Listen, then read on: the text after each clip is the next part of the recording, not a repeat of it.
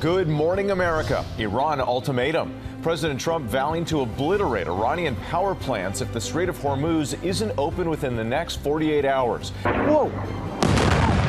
As Iran and Israel trade fire over each other's nuclear sites. And the new concerns about Tehran's military capabilities after reports it fired on a key U.S.-UK base 2,000 miles away. Plus, pain at the pump.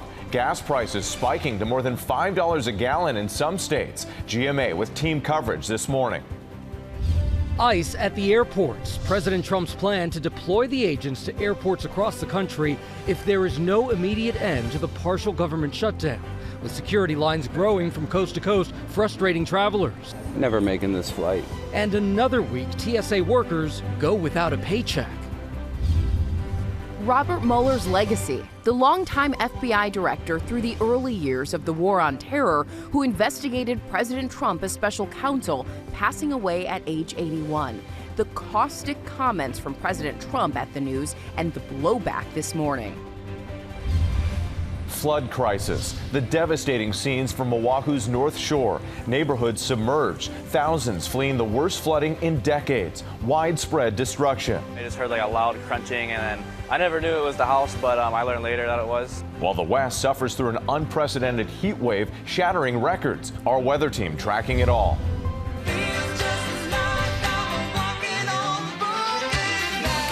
And March Madness. 8 tickets punched to the Sweet 16. Will Nebraska be the new Cinderella story? And on the women's side, the win. Got it to go! That wasn't. The ball's still in our hand when the game clock expires. All the highlights ahead. Live from ABC News headquarters in New York City, it's Sunday. Good morning, America. Good morning, America. We are loving that song. A little Annie Lennox this morning. Yes. We have a lot of news developing this morning. Thank you for joining us. We'll be covering the flooding in Hawaii as torrential rain continues falling there. The latest on that just ahead. Yes, also President Trump's warning to put ICE agents at airports to help manage those long security lines unless there's a deal on the partial government shutdown. Plus, gas prices going up and up. The numbers we can expect as the work week begins tomorrow. Yeah, over $1 now. Unbelievable. But we're going to begin here with the latest news overnight in the war with Iran. Some of Iran's missile attacks directed at Israel evading air defenses, while President Trump is promising attacks on new Iranian targets if the vital Strait of Hormuz isn't reopened. ABC News foreign correspondent Tom Sufi-Burridge is in Israel at the scene of one of those strikes. Good morning, Tom. Yeah, good morning, Gia. You can see where one of those Iranian ballistic missiles slammed into that residential neighborhood behind me. Take a look at the extensive damage to those buildings right around. Even though that missile landed in between those buildings, we're told it could have been way worse. And this as President Trump gives Iran that 48-hour ultimatum.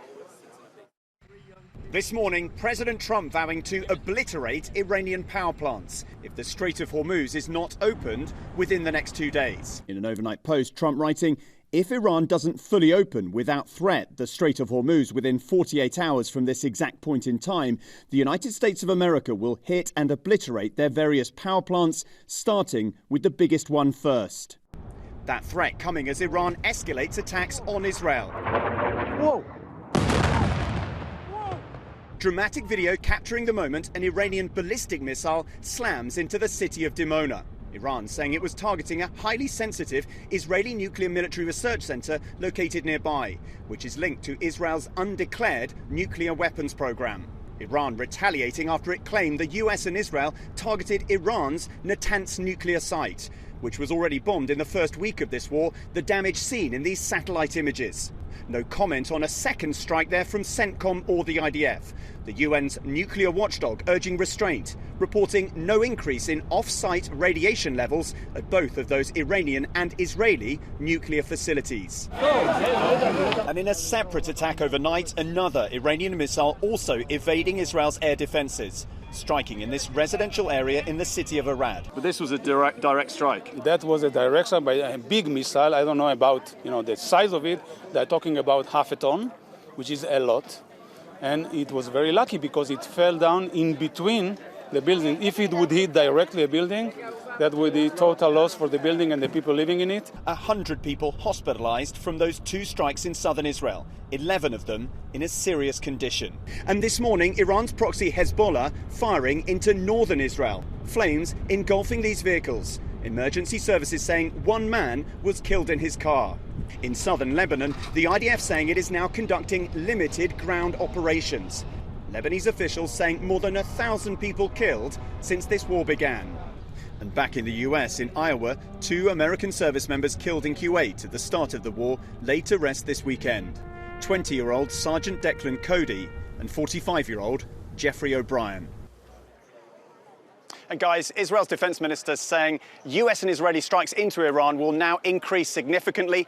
We just spoke to the IDF. They say an investigation's underway into how 2 Iranian missiles in one night managed to breach Israel's high-tech multi-layered air defenses. I mean, just look at the damage to those buildings all around. We're told families, dozens of people were in those apartments when the missile came down. If it had have hit one of those buildings, people say dozens could have been killed. All right, Tom Sufi-Burridge for us. Thank you. Let's bring in ABC's chief Washington correspondent, Jonathan Karl, will be hosting This Week later this morning.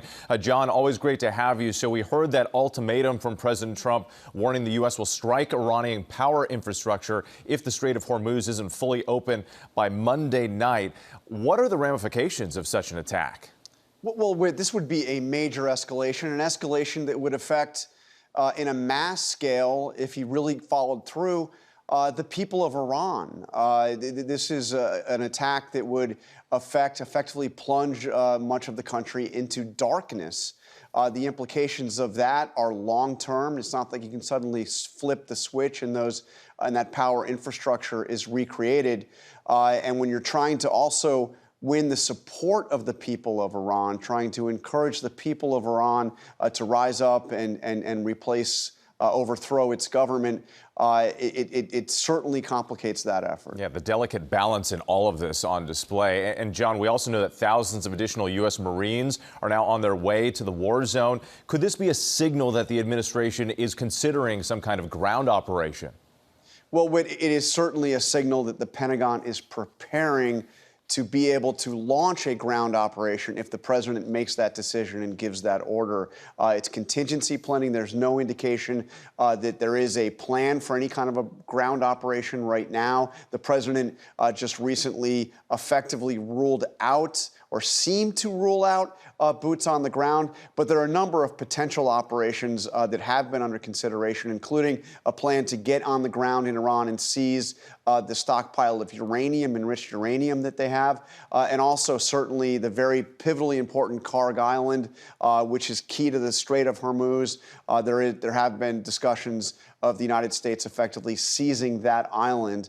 But again, no indication that there has been any order or any decision made to do such a thing. Yeah, so all something to watch very closely. John Karl, as always, we appreciate it. And tune into This Week later on. John sits down with Republican Senator Thom Tillis for a wide-ranging interview on the war with Iran, his relationship with President Trump, and more. Plus, John speaks with Transportation Secretary Sean Duffy as the DHS shutdown causes disruptions for travelers. Gio? All right, Whit, the war with Iran is now rippling through the U.S. economy, driving up pain at the gas pump and causing major headaches for flyers. United Airlines is canceling flights and bracing for oil prices that could soar to $175 a barrel. ABC's Christian Cordero joins us now from Dallas, Texas. Christian, these warnings about prices are very serious. Gio, good morning. We are feeling massive ripple effects from the war on Iran here at home as gas and oil prices skyrocket. The CEO of United announced the company is canceling about 5% of flights and bracing for oil upwards of $175 a barrel, warning the current prices of fuel will cost the company an additional $11 billion a year. Gas prices here in Texas are about $3.61 per gallon, slightly lower than the national average, but with an above-average spike over the past 3 weeks, jumping more than $1 since the war began.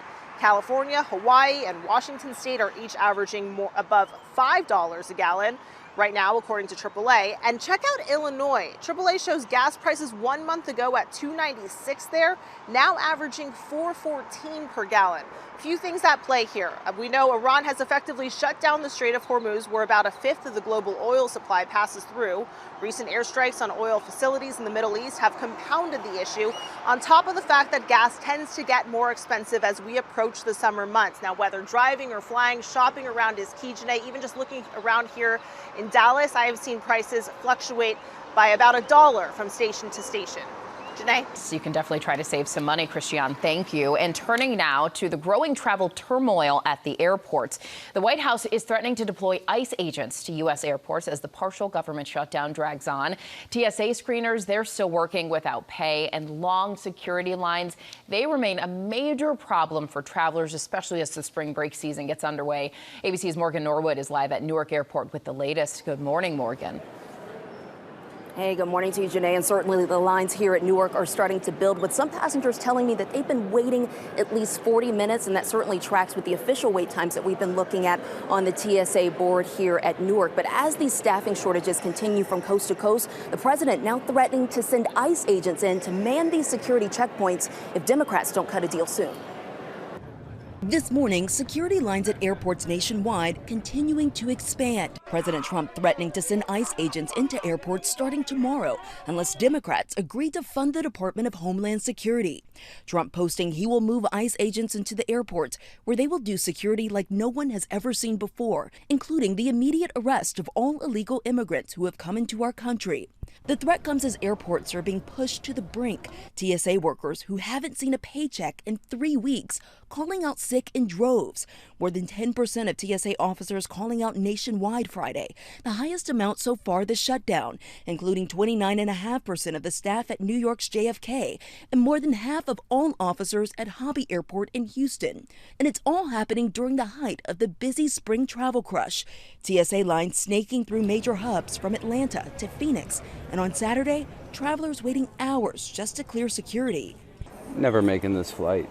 Jake Austin Steiner says he arrived at the recommended 2 hours before his scheduled flight to find a never-ending line. I waited for about 2 hours to just get to the front of the pre-check line. I'd never seen anything like that. So many people, and it was wrapped around everywhere you could possibly look. In Philadelphia, more of the same. I'm seeing long lines. I'm not gonna lie, there's a lot of people here. But in Ohio, some travelers looking at those lines with sympathy. Every time I go through the TSA, I think about how they're not getting paid at the moment. It's like, hey, the work they are doing is serious and they're not getting paid for it. So my heart goes out to them. On X, billionaire Elon Musk and former advisor to the president offering to pay the salaries of TSA personnel. And since the start of this shutdown, at least 4 major airports say they've had to close certain security checkpoints due to this TSA staffing shortage. But certainly the president raising the stakes in the meantime, with all eyes on Washington.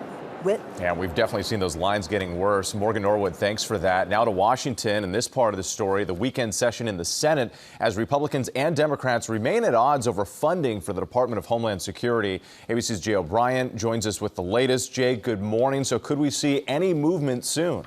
Whit, good morning to you. And right now it's not likely. The White House and Senate Democrats keep trading proposals back and forth here for ICE reforms in exchange for DHS funding. But there's no deal right now. Late Friday, Trump's border czar Tom Homan met again with a bipartisan group of senators saying that the White House sent over yet another proposal to Democrats. Democrats are demanding that ICE agents be prohibited from wearing masks, required to wear body cameras, and get warrants signed by a judge before entering a home or business. And the president's latest threat to send immigration enforcement agents to airports, like you heard Morgan mention, to help the TSA, appears only to be hardening Democrats' resolve, not weakening them. Meantime, the Senate is expected to vote in the coming days on the Save America Act, a top priority of President Trump's, who threatened not to sign any other bill into law until that legislation was passed. The bill is still likely to fail in the Senate when it gets a vote. Republicans argue that it will better secure elections and add citizenship requirements to voter registration, but all Democrats are expected to vote no, saying that it's already illegal for non-citizens to vote, which is true, and that these requirements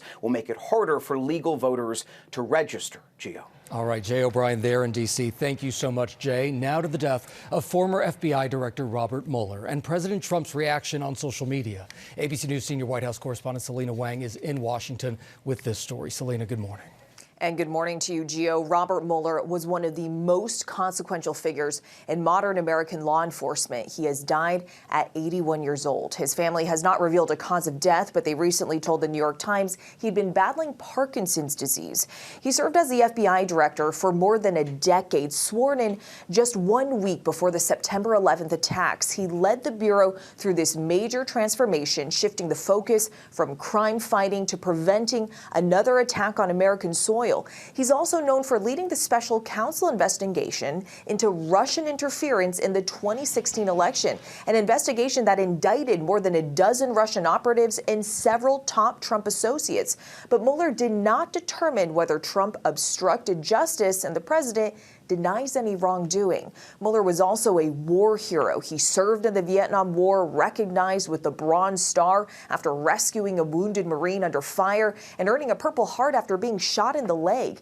Just moments after news broke of his death, the President of the United States posted this on social media. Robert Mueller just died. Good. I'm glad he's dead. He can no longer hurt innocent people. That message drawing condemnation from both sides of the aisle. This is a person who served this country and deserves more respect than that. To be that disrespectful, I guess I shouldn't be shocked anymore, but it still seems shocking.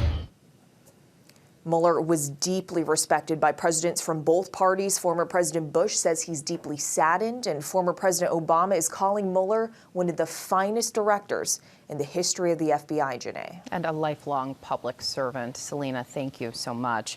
Now to the Department of Justice, asking a judge to dismiss federal criminal charges against two former police officers in connection to the death of Breonna Taylor 6 years ago. Police shot her to death in a botched drug raid in Louisville in 2020. Prosecutors say the charges should be dismissed in the interest of justice. Lawyers for Taylor's family say that would be injustice compounded. The DOJ's request is set for a hearing next month. Janae, new this morning, Savannah Guthrie and her family have released a statement 50 days after their mother Nancy went missing from her home. It says in part, "We hope people search their memories, especially around the key timelines of January 31st and the early morning hours of February 1st, as well as the late evening of January 11th. The statement goes on to say, "We want to celebrate her beautiful and courageous life, but we cannot do that until she is brought to a final place of rest." Gio? Now to the flood emergency in Hawaii. Thousands of people ordered to evacuate their homes as torrential rain just won't quit. ABC's Jacqueline Lee joins us now with the unbelievable images. Jacqueline, good morning. Gio, good morning. This is the worst flooding Hawaii has seen in more than 20 years, with officials urging people in hard-hit areas to leave immediately. This morning, devastating flooding ravaging Oahu's North Shore. Careful. As more than 5,000 people are forced to evacuate. The community, known for its big wave surfing. Kathleen Pahinui had to evacuate her home in Waialua and is in a hotel. I've lived in my community for over 40 years, and I've never, in all the years I've lived there, ever seen it that bad. It's very scary and it's very, very stressful. Emergency crews conducting search and rescue operations on the ground and in the air, rescuing 230 people and counting across the island. On the ground, Hawaii National Guardsmen fanning out across the island. Wind gusts up to 45 miles an hour, toppling roofs, downing trees, destruction everywhere. I just heard like a loud crunching, and then I never knew it was the house, but I learned later that it was. Here you can see several feet of water washing away the road, making it impossible for this driver to pass. Officials are closely monitoring water levels at the 120-year-old Wahiawa Dam on Oahu. Additional rainfall could quickly push levels higher again, with fear of it failing. The flooding stemming from a Kona storm, a seasonal storm system bringing wind and rain from the west and southwest, which is common this time of year. Officials have reported several serious injuries, but thankfully no deaths. Governor Josh Green saying the storm could cost more than $1 billion with damage to airports, roads, and homes. Janae. All right, Jacqueline Lee, thank you for your reporting there. Another record for LeBron James last night. The NBA's all-time leading scorer added yet another milestone, passing Hall of Famer, that was pretty good, huh? Robert Parrish for the most regular season games played in league history. It's a mark of unmatched longevity, durability, ability and dominance spanning 2 decades and 3 teams, that is. At 41 years old, LeBron James isn't just chasing history, he continues to make history. All right, still coming up here on GMA, our March Madness Roundup, the highlights from the big games overnight, and we break down the women's bracket also. Plus, secrets to a lifelong friendship from 2 besties who go back a half-century. And we've all done it, turning to AI to self-diagnose. The research on whether some of those answers could be dangerously wrong. That's all coming up in today's group chat. Built, no timeouts. Half-court heave. Oh! Tanner in and out. And Nebraska is on to the Sweet 16. My goodness. And the drama. Welcome back to GMA. That was Vanderbilt coming up short at the buzzer, narrowly missing that 49-foot shot and a heartbreaking loss to Nebraska.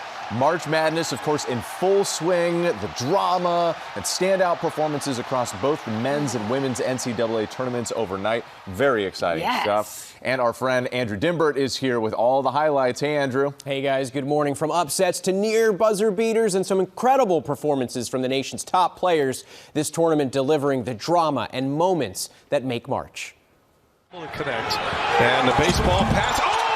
Okay! This morning, tickets punched to the Sweet 16. Back and forth we go. In what was one of the most exciting games of the tournament so far, Nebraska taking the lead with just 2 seconds remaining. Then Vanderbilt was this close to March magic. Half-court heave! Oh! Nebraska now heading to their first Sweet 16 in program history. And for 12-seed High Point, the clock striking midnight on their Cinderella story. Arkansas guard Darius Acuff Jr. scoring 36 points to survive in advance. Look at the screen, Malik Ewan frees up Acuff, too much room. The Texas Longhorns, one of the last teams to make it into the tournament, proving they belong, taking down powerhouse Gonzaga. Everybody wants to play their best in March. We just so happen to do it. Gonzaga is the first 3-seed or higher to fall in the tournament. Here's Mia Moore. On the women's side, the chaos and heartbreak that defines March. Mia Moore's magic! Clemson hitting a would-be game-winning buzzer beater. Did Moore get it off in time? But it's waved off. The ball was still in her hand when the game clock expires. The USC Trojans hanging on to win in overtime. When we found out that we were going into overtime, just mental reset. And the top seeds continue to dominate. South Carolina routing 16-seed Southern 103-34, and UConn dominating the University of Texas at San Antonio, winning by 38 en route to the Huskies' quest for a 13th national championship. But 2-seed Iowa found themselves in trouble. Toomey tries and hits 10th. 3 for FDU. Only leading by 1 going into the fourth quarter against 15-seed Fairleigh Dickinson. Beats right, it's a 1-point game.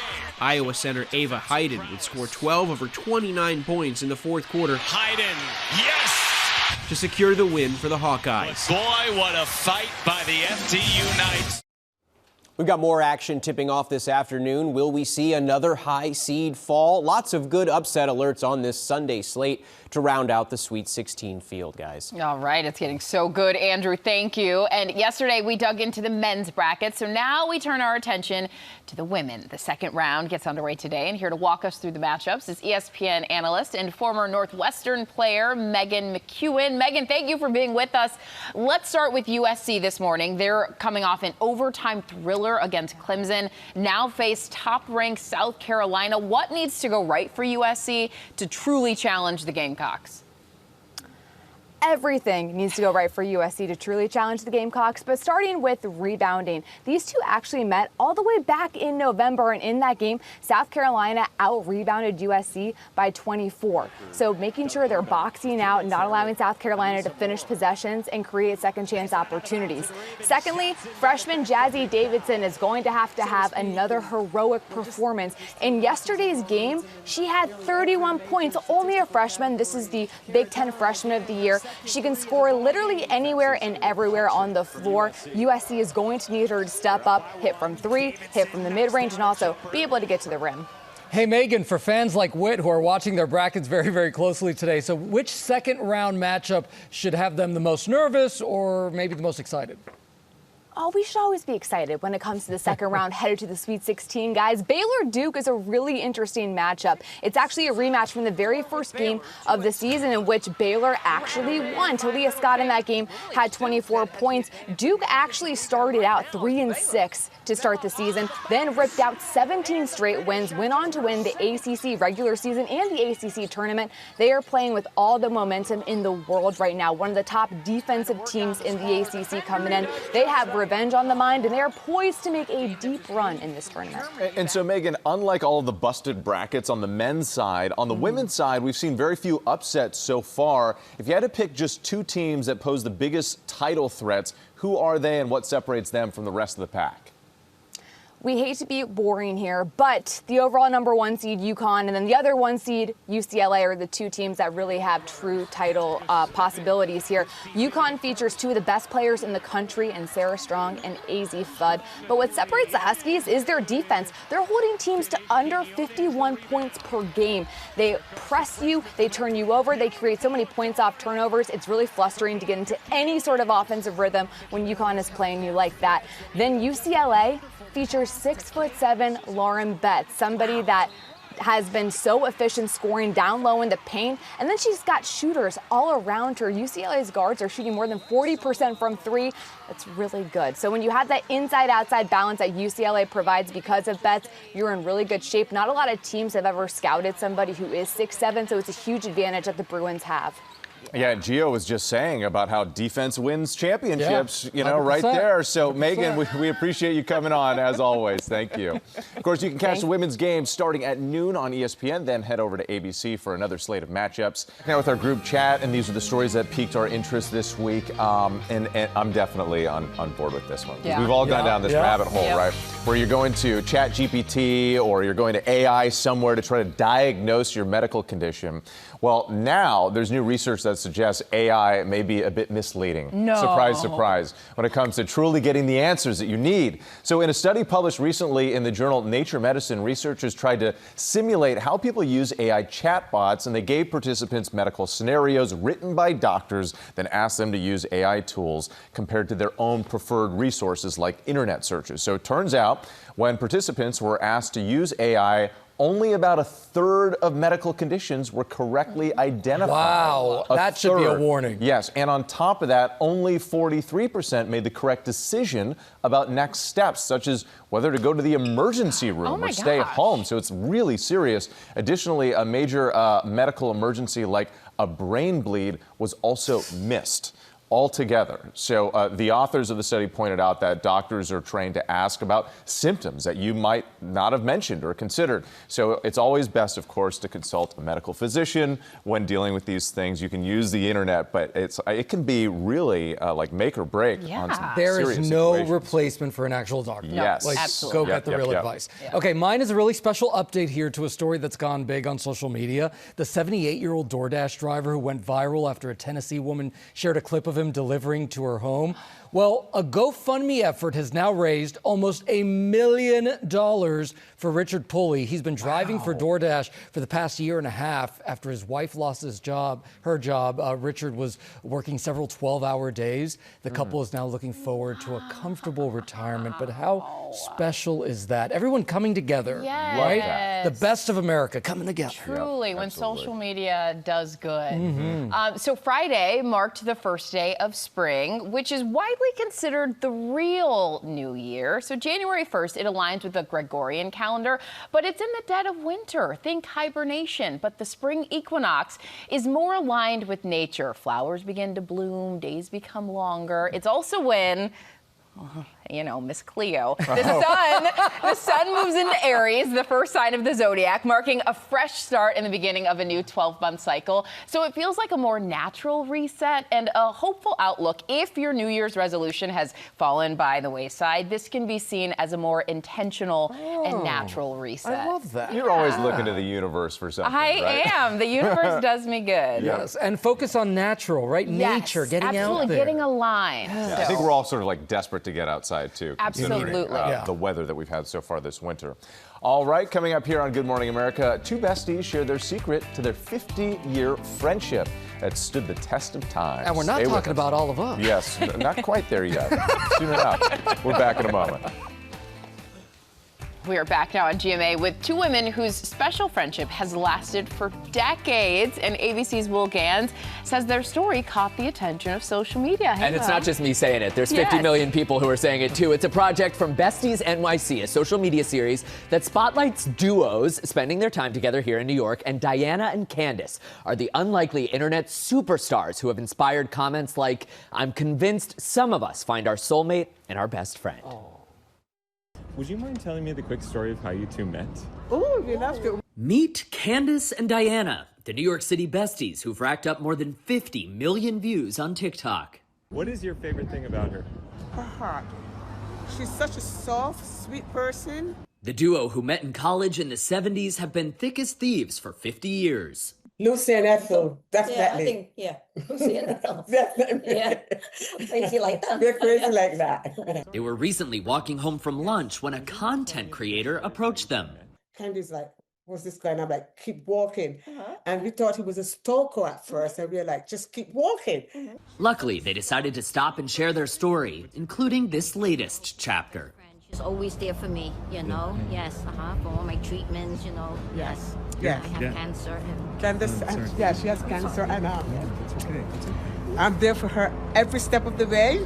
Candace says it was the first time she told anyone outside of Diana or her family about her breast cancer diagnosis. I was like, oh my God. She said the C word. Yes, I said the C word. And I was like, okay, let her keep going. That moment of vulnerability and friendship touching the hearts of millions. Supporters out there, you know, their blessings, their love, their good wishes. You know, I read them every night, and it makes me feel very, very good. For these two, it's one day at a time and one appointment at a time. All Candace heard out of the whole thing is that she was going to lose her hair. Yes. And she was on and on about the hair. And I said to Candace, I says, forget about the damn hair. I just want you to live. And she sure is, with Diana by her side every step of the way. Candace, what have you learned from Diana? That she always tells me, you know, the right things, and she wants me to live, you know, and fight, and never mind about this damn hair, you know, yes. Candace's new hair looks absolutely fabulous, if you ask me. Now, Diana has been to every appointment so far with Candace, but she'll be out of the country for a family memorial service when Candace has chemo the first week of April. But Diana's husband will go with Candace to that appointment because Diana made a promise that Candace would never have to go alone. Wow. Wait, we got some misty-eyed folks over here. That was really special. Because it's, you know what? You're so lucky to find your tribe and your people. And we've got it here. Thank you for that story, Will. We sure do. Thank you, Will. Well, thank you so much for starting your day with us. We had quite the emotional roller coaster today. We had tears, we had laughs, and we had Brittany Bell this morning. It was great to have you. Thanks for having me. Yeah. We had Will, too. Yes. Well, we always have you. Well, you're facing that way when you do out. these goodbyes, and I feel like I just need to, you know. You're Here you always are. part of Thank you for joining us. Bye, everybody.